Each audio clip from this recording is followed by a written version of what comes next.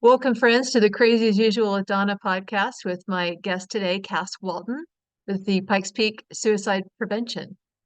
You know, the reason I was just telling Cass the reason why I chose the title of the book, Crazy as Usual, is because crazy is how I talk about the monkeys in my head. And I would never use the word crazy to talk about somebody else, which is something that I think is an issue in the mental health field. I really appreciate the work that Cass is doing to prevent suicide in Colorado Springs. You started as executive director in November 2019 after serving as a volunteer for several years. And you had worked in a variety of roles, including therapeutic living director at a residential treatment facility for adolescent boys. Wow. Um, Program director for a camp serving individuals with autism and a corporate crisis intervention trainer for youth serving organizations, which is part of what I want to focus on today, since we're talking about normalizing the conversation of mental health at work. Cass is also a wife and a mother of four. More power to you.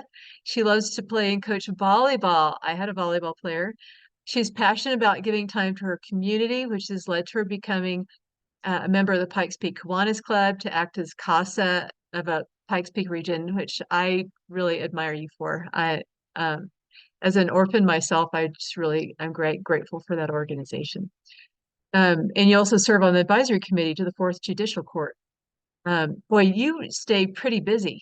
I don't know how you have time to spend 30 minutes with me on the phone, but we're going to pack this so that somebody who's listening to this on a commute or waiting for an airplane is going to be able to pull away some tidbits of information on how to normalize the conversation about mental health at work, how to spot those who might be at risk of suicide, and some of the programs and strategies that you guys offer to support the workplace. So a little bit more about Cass. Just give us how you got into this work.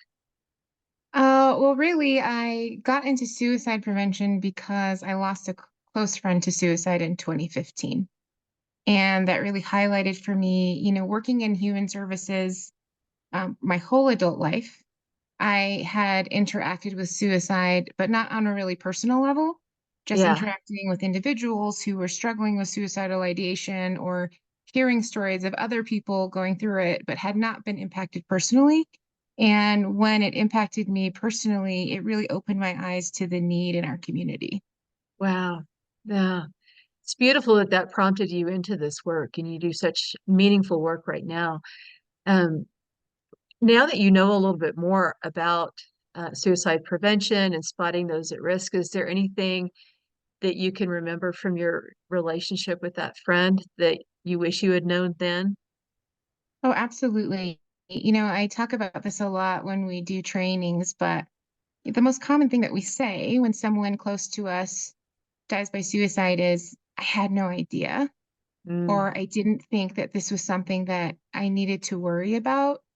And right. after I received more education and understanding about suicide and suicide risk, I can now look back and see so many opportunities, so many times when he was exhibiting signs, when there were things that, fall under the category of warning signs. I just didn't know that that's what they were because I had never been exposed to that information. Yeah. Yeah. Can just name a few that we might notice in the workplace, something that we might notice in terms of someone's behavior change? I'm sure those who have experience might be able to just spout out a few, and those of us who aren't trained and haven't watched for it may not know what to even look for. I think there are, some things that we could say are obvious. Someone could be talking about it. And I think that when someone starts talking in terms of saying, like, I don't want to be here anymore, or I just can't do this anymore, that's often, we often respond to that with something like, oh, it's not that serious, or this will pass. And even if somebody Yeah. says something like, I could just die, we often respond with like, you're being dramatic, and so I think Right. that sometimes that's someone letting us know. I also think that there are common negative behaviors, especially that we see in the workplace, that we think of as negative behaviors. And so we live in a culture of consequence. someone who is exhibiting absenteeism, or they're tardy, or you notice a change in the quality of their work, or a change in their appearance or communication style. Usually we've been trained as managers, like you do performance improvement. Put them on a PIP or, whatever. And what we talk about now is like coming from a place of curiosity. And when Right. someone's performance or behavior, if there's a change, just getting curious about what's causing that change. It doesn't mean you can't hold someone accountable, but coming from a place of care first and talking to the human first is a Yes. really great place to, one, check in with them and make sure that Yeah. they're okay, and two, get buy-in from them as your employee because they know you're coming from a place of care. And Hmm. then finally, there are going to be those people who don't show any signs, but you just happen to know, like they're going through a divorce or they're having like really big stressors somehow in their personal life. And just those situational crises that we know bring on negative feelings. And that's just a great time to check in with someone because those are usually the things that kind of tip the scales for someone who's already struggling. Oh, that's a really, really good point. We minimize the impact that some of the normal life stressors can have on a human who then has mounting pressures at work. And I love what you said about before, like the knee-jerk reaction of putting someone on a PIP, actually asking them, where is the awesome person that I knew a month ago? What's going on in your life? Is there any suggested language that would help a manager delicately tread into that? Because I know there, even what I just suggested almost sounds a little bit overbearing. What do you think? I think it could sound something like, hey, I've noticed that you've been late a few times in the past few weeks, and that's not really like you. And so I just wanted to check in with you and Yeah, see how things are going because I think that maybe there's been a change in your life, and I wanted to know how we could support you. I love it.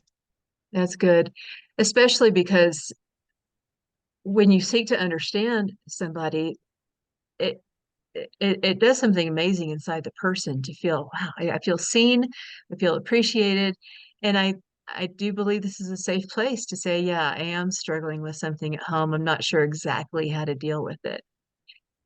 Would you as a manager want to refer them to specific services if they're trying to figure out how to handle a personal issue and also trying to keep that from intruding on the workplace? Absolutely. I think it's always a great idea. Think of it as like that time that you hear someone in the break room talking about like, oh, my back is really hurting, or I have this thing. And maybe a great massage therapist or a great chiropractor.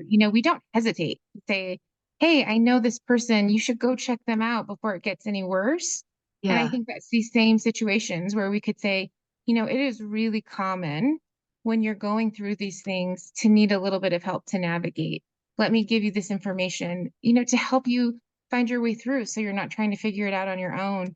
And that does a couple of things. It normalizes it. It yeah, just really says like, hey, this is a thing that people need. That's why I have such a quick reference for it. And then two, it helps them access those services before they're in crisis. yes, yes. Because someone who is already at risk, if you put them through a rigorous punitive process, it can actually increase the problem, make it harder for them to get out of it. So you're offering an escape hatch, so to speak. You and I talked about this last time I saw you at the chamber lunch. We talked about resources available to small businesses because there are so many lists of resources everywhere.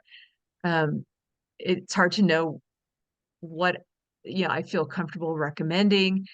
And what would be your go-to list of places or services to recommend to somebody?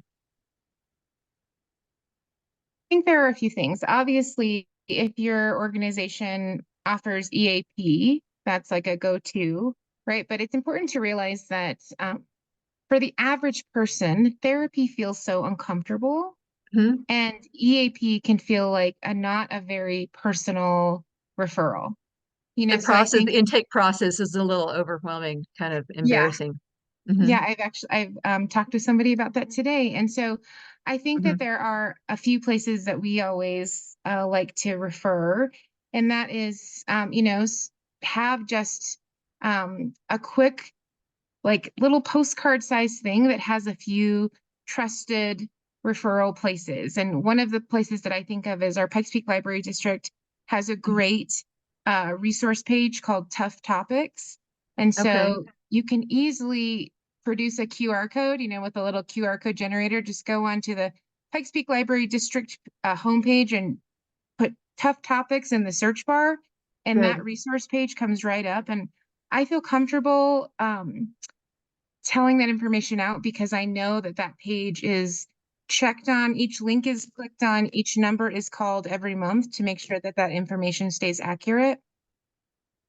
I always make sure that people have like basic crisis information. So you can call or text 988 if you get into a really dark place. And what I really do is I'm always like, hey, give Right. me your phone. Let me show you this. And I text 988 and I'll say, hey, this is a practice text because we just want to see what to expect. Yeah, And then there's already a text stream open in their phone.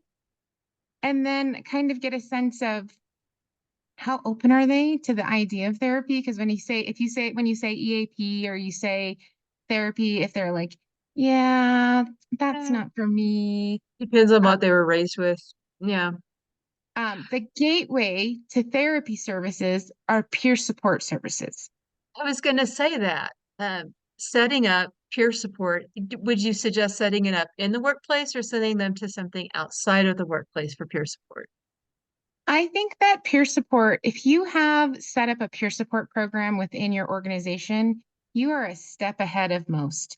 And it's Yeah, a really smart idea because, we always follow this model of trusted messengers and people trust their peers, and so yeah, having a peer support, um, not only does it indicate that as an employer, we care about wellness, but it just creates this culture of connecting, right? Which we right. know also creates a protective factor.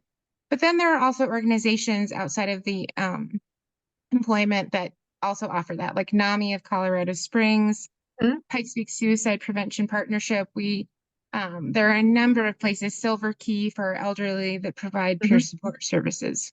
Yeah. Um, would you say that uh, peer support needs to have some kind of a guided program to follow, or just a really good facilitator to make it easy to have conversation?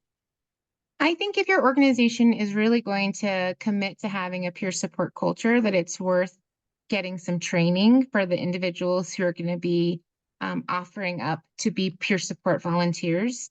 Yeah. And Would that be there, like mental health first aid? What kind of training do you have in mind? I think, so NAMI actually of Colorado Springs, they offer a series of peer support trainings that are recognized as peer support trainings. The Okay. average person, though, I think every employer, just to create a culture of understanding within their workplace, mental health Okay. first aid is a great training just to increase that mental health literacy so that I Uh-huh. know I have a better idea of what even is mental health. What are we talking about here?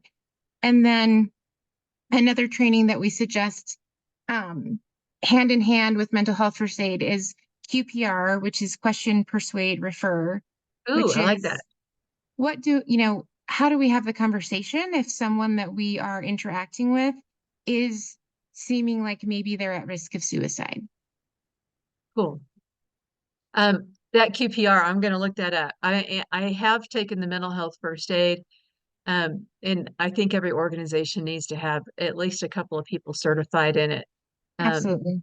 and I had one organization just ask me this week if I could help them with that peer support group and setting it up and getting that conversation started. I think we're going to see a lot more of this in the coming year. There are so many flags for mental health right now. It makes good Um, sense. And also it's kind of a good bridge between um, just helping someone get comfortable with talking out loud because you need that comfortability to really consider therapy. Yeah, it's so But true. And boy, therapists, you can't just go with the first one. Sometimes you need to meet a few to find one that you really sync with. yeah, it's a relationship that you're engaging in. You need to feel comfortable being open and vulnerable with this person. And so sometimes it does take more than one initial meeting to find the Yeah, therapy provider that's the right fit for you. it's so true. And some people will say, I can't afford a therapist. The more the more I experience life, the more I think you can't afford not to get involved with a therapist somehow. But the peer support groups do bridge that need a whole lot, just because you have the ability to say something out loud, and then it's like a pressure valve release. It takes the pressure off. And sometimes when we just in a group of peers find out that we're not the only ones that feel that way, then it makes a huge difference.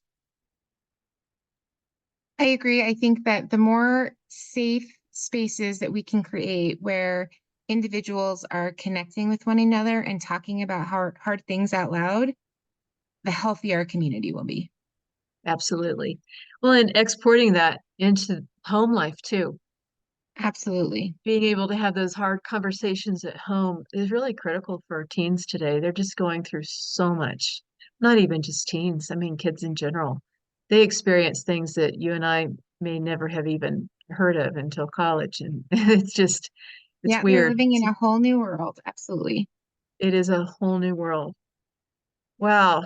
So much rich information. Anything else that you can think of for that manager in the workplace, or maybe someone who is at risk and she's wondering, what do I do? Do I feel safe to even have a conversation?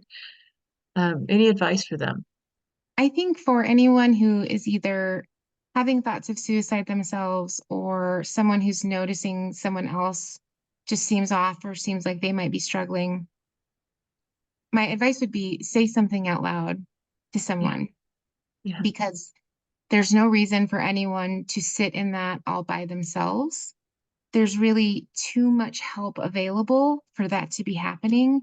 And so I also just think, there's no other health issue where when someone's really suffering, we expect that person who's suffering to get their own help, right? right. And so I think if you see something, it's that old adage, if you see something, say something. Let someone know that they are seen. Just a Yeah, simple like, hey, it seems like maybe you're not okay. I'm here to talk with you, or I care. I see you. I want to know your story. Those are all things that can help someone to feel comfortable to let people around them know that they're not okay. yeah. That's the premise of the book is a conversation between two women because I wanted to represent what that normalized conversation can sound like. And it can be humorous and it can be at times really deep. But the main thing is that we just have the courage to say things that we haven't said out loud before. Absolutely. Yeah, I even had an early reviewer say, this is fake. No one has this conversation." I said, "That's exactly why I'm writing this because I think we need to." That's so So, funny. We have another training. It's called Assist, and it's great actually for managers, supervisors, anyone who's going to be having the more in-depth conversation. Um, but when we do it, it's so funny because people will say, "Does it really go like this?" And I'm like, yes, it does. Surprisingly, like even for me, sometimes when I first started doing this work at the center here, I would be talking with someone. I'm like, is this like me being secret shocked to find out if I'm going to follow the steps? uh-huh. Because this is like really textbook. But Yeah, no, I mean, now 5 years in, absolutely, it goes that way. And it's so much easier if you get educated and have a roadmap or do some research so that you can feel comfortable because yeah, we were not raised with these skills. These were true. not role models for us. So we are Right. learning and it's okay and access resources to learn. Yeah, absolutely. And it's okay to occasionally make a mistake, right? And say, let me rephrase that. It's, I have it's many times said, I would like to start again. Let's do this over. I'm going to grab that soundbite. I like that. I think there's a level of fear these days because of the litigious nature in some scenarios. Um,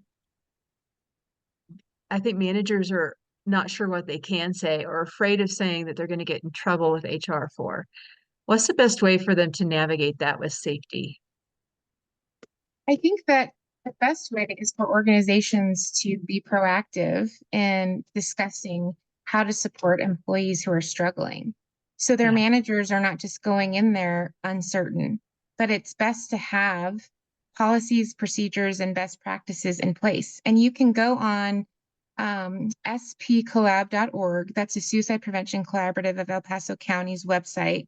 And there Hmm. are toolkits for employers where you can see some of these things so that Ah, you can see how to implement some of these things into your workplace. that's great. I just wrote that down too. Very important information. Man, are there any other local programs in Colorado Springs that you'd like to suggest before we close? I just think if you want to know, if you feel like I don't know the basic information about suicide prevention, you should take a QPR class. They're 90 Okay. minutes, they're free. We offer them at Pikes Peak Suicide Prevention. If you go again on the collab website, there's this list of organizations that are offering these trainings for free, and like 90 minutes of your time can really make a difference just to have some basic foundation of information. Absolutely. I love that. I will definitely make that recommendation. Well, Cass, I really am grateful for your time because I know you have a lot going on. Um, and it's the end of the day on a Friday and you still gave me 30 minutes. So This thank is you so important much. stuff. It is very important, and it's more and more important that we rethink the way we do things in the workplace and Absolutely. spot people at risk, offer a line to those at risk to keep them from going under. And I'm a big fan. I tell the story of how I walked out of a friend's office and ran into a wall. I would think that would be a pretty big sign that I was exhausted beyond comprehension. But still, there was nobody saying, "Yeah, you should probably go home." You know, you got stuff to do, and we just keep pressing on, and at some point, it comes back to bite us. So thank you for bringing these solutions. I'm your evangelist. I'm getting the word out there. I love it because we need to take care of each other, and that really empowers us to take care of ourselves. So I Mhm. love the work that you're doing and the information that you're helping to spread. So thank you. Yeah. Any last words from Cass? I'm just happy to be here and I'm happy to support you and partner with you in helping our community get a little bit healthier, stronger, and more resilient. Me too. Well, you've been listening to the Crazy as Usual with Donna podcast, and we have Cass Walton here from Suicide Prevention in Pikes Peak area, and we're very excited to have some real practical tips to share with this podcast. You can find it on my Crazy as Usual LinkedIn newsletter, and also Crazy as Usual with Donna on Instagram. Check it out, share it with friends, and keep being crazy, brilliant, and free.